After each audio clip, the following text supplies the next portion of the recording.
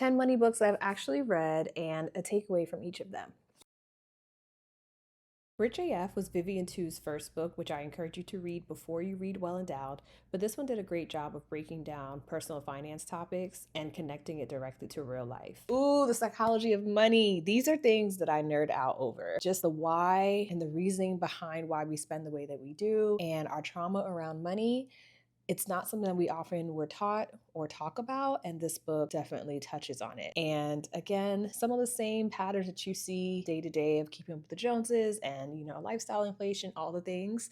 Some things that I've learned and experienced for myself, this book is great at explaining it and just helping you understand the why behind certain things. Realizing that sometimes we spend our money on things that we don't really value. We just do it just to do it or for a really superficial outcome. One of my very first personal finance books that I read was called The Secrets of Six-Figure Women by Barbara Stanny. That book opened up my eyes to what's possible for women when they just ask for more. That book just showed so many examples of women who were absolutely worthy and capable of earning more money. That really gave me momentum and encouragement and inspiration that women could make as much money as men do. And I think it was a really eye-opening book for the age that I read it, which was probably in my early 20s. Love, love, love the book. And I don't think it's really talked about often enough. And then we have the follow-up book to The Psychology of Money, which is The Art of Spending Money. I can't fully execute on spending money the way that I want to yet, just because I am in the thick of my payoff journey with my debt.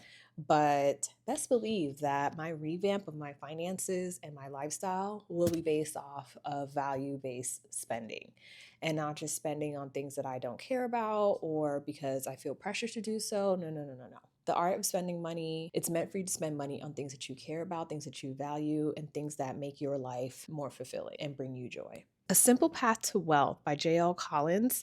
That was also a book that I read early on in my personal finance journey, maybe in my mid-20s. It just talked about keeping investing simple, consistent, and boring because boring gets rich. And that is so true. And the book did not overcomplicate things.